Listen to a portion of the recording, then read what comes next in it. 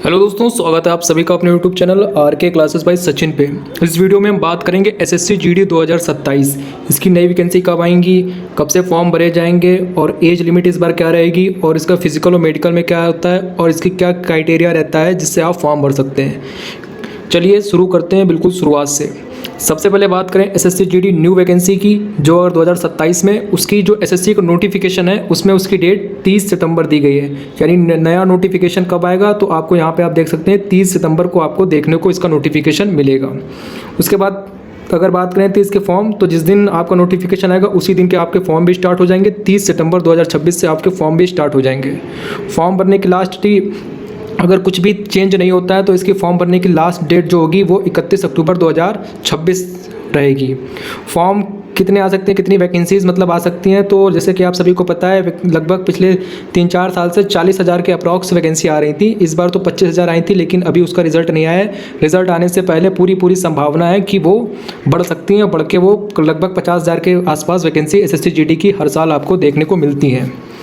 और बात करें अगर इसके कि एग्ज़ाम कब होगा तो इसका एग्ज़ाम जो है जनवरी से मार्च के बीच हो सकता है। यानी जनवरी 2027 से मार्च 2027 के बीच में हो सकता है। जनवरी टू मार्च के बीच में हो सकता है।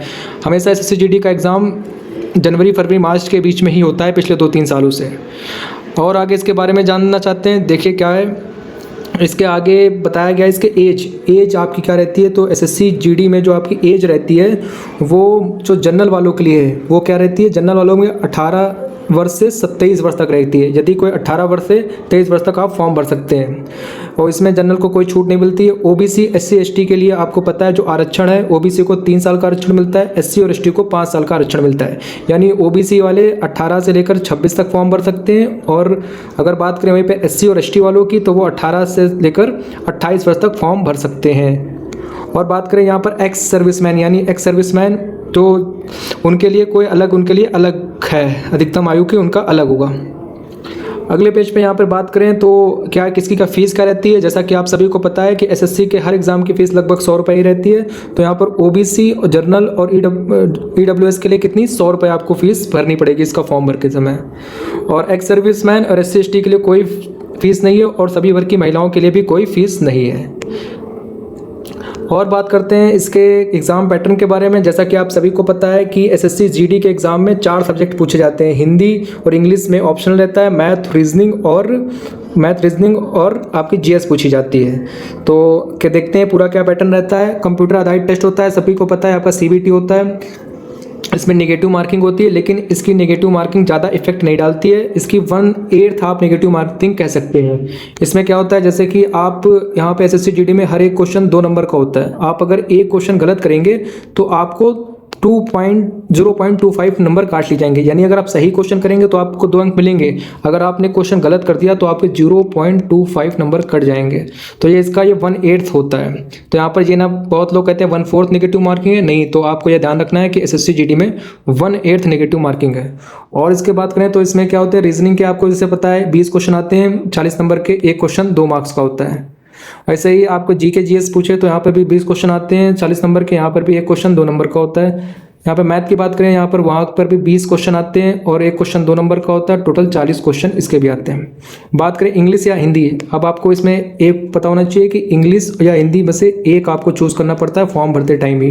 अगर आप हिंदी चूज़ करेंगे तो आपको हिंदी के क्वेश्चन आएंगे 20 और आप इंग्लिश चूज़ करेंगे तो आपके में इंग्लिश के 20 क्वेश्चन आएंगे।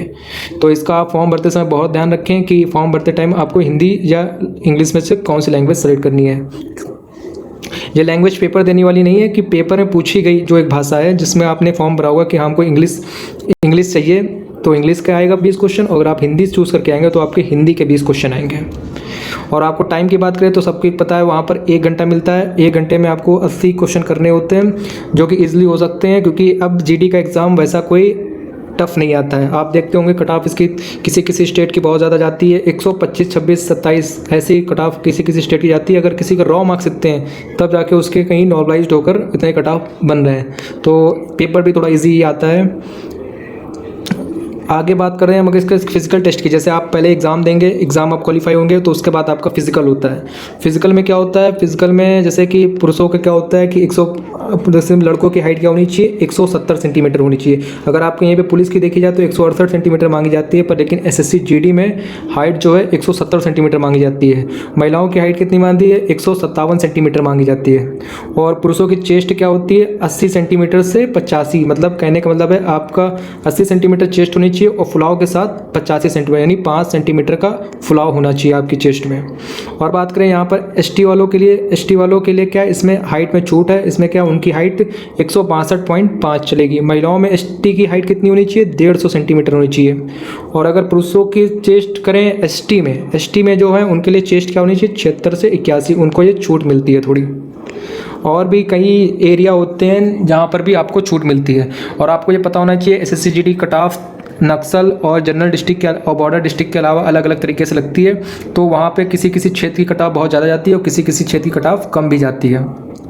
जैसे आप बात करें पंजाब साइड की तो कट ऑफ हो गई, जैसे छत्तीसगढ़ की कट ऑफ हो गई, यहाँ की कट ऑफ थोड़ी कम जाती है। और बात करें अगर यहाँ पे आपकी बात करें कि हाँ, पुरुषों के लिए यहाँ पे अगर बात करें रनिंग की तो रनिंग क्या है, पुरुषों को 5 किलोमीटर दौड़ना होता है 24 मिनट के अंदर, और महिलाओं को क्या होता है 1.6 किलोमीटर दौड़ना होता है 8.5 किलोमीटर के अंदर। यहाँ पे शायद 1.6 किलोमीटर नहीं होगा, शायद ये 2.4 किलोमीटर होगा। सॉरी, ये गलती से गलत लिख गया है, और ये आप एक बार ज़रूर देख लीजिएगा, ये शायद इसमें थोड़ा मिस्टेक है। ये महिलाओं की जो रनिंग होती है वो 2.5 किलोमीटर होती है। अगली वीडियो में मैं इसको पूरी तरह से क्लियर कर दूंगा आपको।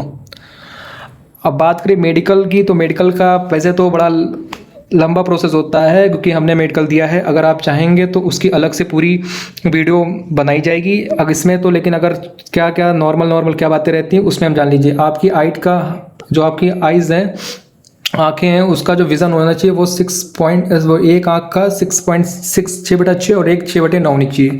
इसका मतलब क्या होता है कि आपको 6 mm का जो वर्ड है वो 6 मीटर दूर से एक आँख से दिखना चाहिए। एक आँख मतलब जो आप डेली यूज़ करते हैं, मतलब एक जिसका आप जैसे आप राइट हैंड से लिखते हैं तो आपकी राइट हैंड का विज़न, राइट आँख का विज़न 6.6 होना चाहिए, और लेफ्ट आँख का विज़न 6.9 भी है, 6 मतलब 6/9 भी है तो भी चल जाएगा।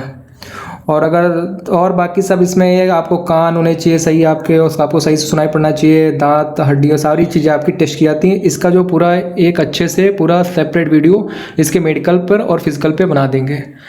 और बात करें कि इसमें किस किस पोस्ट के लिए फॉर्म आते हैं, जैसा कि आप सभी को पता है एसएससी जीडी में 8 प्रकार की पोस्ट के फॉर्म आते हैं। जैसे उसमें बीएसएफ का आता है, सीआईएसएफ होता है, सीआरपीएफ होता है, एसएसबी होता है, आईटीबीपी होता है, असम राइफल्स होता है, एसएसएफ होता है, एनसीबी होता है।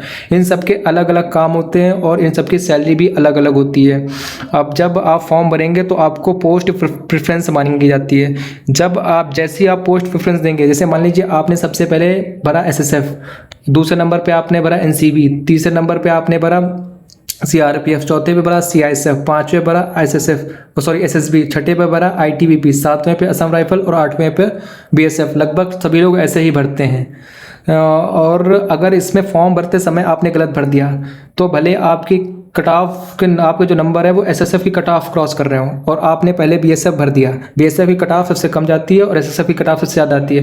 और मान लेते हैं कि आपके नंबर भी आप इतने नंबर ले आए कि आपकी जो नंबर है, एक सेकंड रुकिएगा, जी हाँ, जैसे मान लीजिए बता रहे थे कि आपने ऐसे मान लीजिए आपने एसएसएफ की आपकी जो कट ऑफ एसएसएफ की गई है वो गई है मान लीजिए 150 नंबर और आपके नंबर है 152, लेकिन आपने पोस्ट प्रेफरेंस में पहले बीएसएफ भर दिया था, तो आप ये चेंज नहीं कर सकते, अब आपको बीएसएफ ही मिलेगी।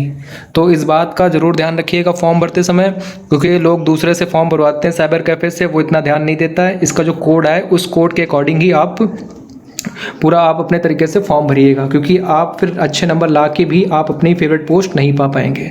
इस वीडियो में इतनी ही। वीडियो अच्छी लगी हो तो चैनल को सब्सक्राइब और वीडियो को लाइक कीजिएगा। अगर आपको इसके बारे में कुछ और इन्फॉर्मेशन चाहिए तो आप कमेंट बॉक्स में कमेंट कर सकते हैं, और हमारा टेलीग्राम चैनल RK क्लासेस को भी ज्वाइन कर सकते हैं, उस पर भी इसकी इन्फॉर्मेशन आपको बताई जाएगी।